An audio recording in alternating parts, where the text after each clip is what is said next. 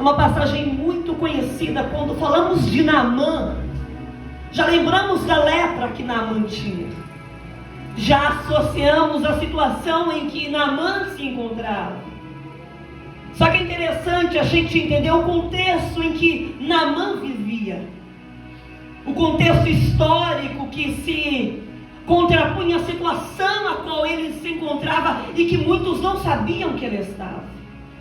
Naamã, um grande oficial, um comandante de um grande pelotão de exército, um homem querido pelo rei, reconhecido pelo rei, aceito pelo rei, um homem que aonde chegava as pessoas se curvavam, se reverenciavam para ele. Um homem, eu creio que aos olhos humanos conquistou um patamar que muitos gostariam de conquistar. Um homem renomado no meio daquela sociedade. Um homem que aos olhos de todos era bem visto, bem quisto. Só que ninguém conhecia o interior de Naamã. Ninguém conhecia o que Naamã passava dentro da sua própria casa.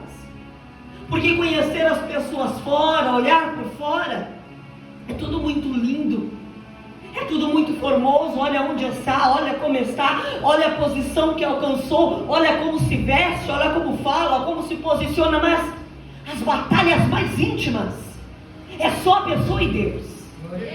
Somente ela vai poder dizer o que passa, o que sente, o que luta, o que reluta, ou o que abre mão para poder estar na posição que está. Só que o fato de Naamã era ao contrário.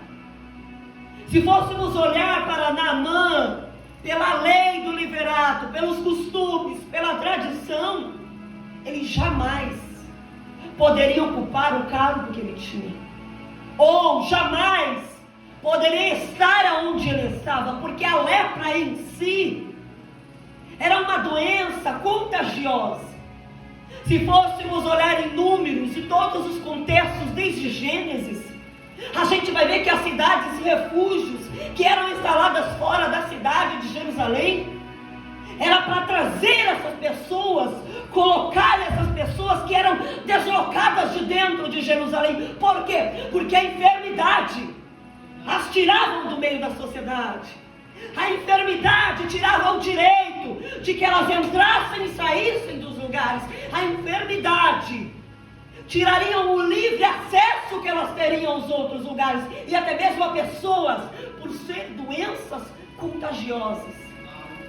Então a cidade dos leprosos, que era a cidade de refúgio, uma das de 5 que ali estavam, ali habitavam muitas pessoas doentes e que ninguém entrava. Comida era colocada por debaixo de portões e não havia acesso com os que estavam lá dentro. Por quê? Com medo de se contaminar, de pegar a lepra, de ficar totalmente leproso com aquilo. Mas como é que Naamã andava no meio de tantas pessoas e a sua lepra não pegava as outras pessoas?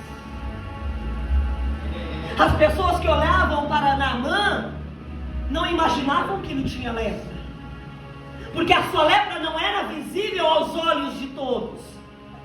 Porque sendo um grande oficial, também vestia ao caráter do seu cargo uma grande roupa de oficial do rei.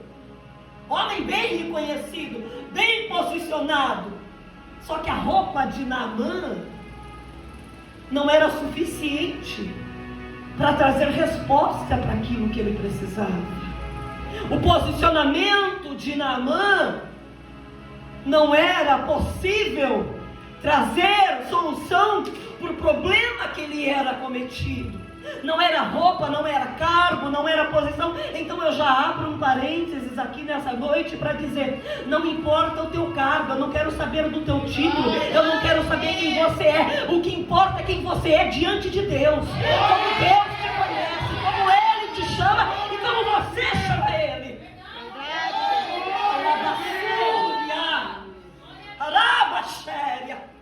E é esse Deus que se apresenta para Naamã, mas não se apresenta de uma forma a qual Naamã está vendo, não. Até porque tudo era contrário à situação que Naamã estava enfrentando. cultura, costume. Entrava dentro do templo de Rimon, se prostrava, levando ao rei, adorava junto com o rei. Mas um daqueles deuses, com D minúsculo, era limitado para trazer resposta para aquilo que Naamã precisava. Pensa comigo quantas das vezes Naamã entrou dentro daquele templo de Rimon e pedia pela sua cura, e pedia pela sua restauração, e pedia por uma resposta de Deus para a sua vida. Só que a resposta nunca chegou, porque ele pedia para alguém errado, que não poderia dar aquilo que ele precisava. Não adianta se prostrar, não adianta pedir para quem não pode fazer. Tem coisas que só Deus tem poder para fazer na sua vida. É só Deus que vai trazer a resposta que você precisa. Só que é interessante a gente olhar para a história de Naamã, que esse contexto da história de Naamã, da sua casa, da sua família, coloca alguém lá dentro que não tem nome, mas que tem uma suma importância dentro daquela casa. Uma menina que foi cativa, que foi colocada lá dentro, que foi levada com o cativeiro de tantas situações de desafasação que se encontrava nas cidades, que se fôssemos olhar pela ótica humana, seria uma menina frustrada, amargurada, depressiva. Alguém que olharia para si e diria: se eu não estou feliz, então ninguém mais vai ser feliz. Se eu não tenho o que eu quero, então também não quero servir nada para ninguém. Mas a Bíblia diz que aquela menina estava dentro da casa de Naamã, porque havia sido levada cativa em uma das levas de cativeiros. Só que é interessante que o cativeiro não foi suficiente para apagar a origem daquela menina. A sua situação, ela nunca vai poder ser suficiente para apagar a origem do Deus que você serve. Nunca vai poder apagar a identidade que Deus colocou sobre a tua vida. Independente do que você esteja vivendo, independente do momento que você esteja enfrentando, quem te chamou é muito maior do que o teu problema, é muito maior do que essa situação.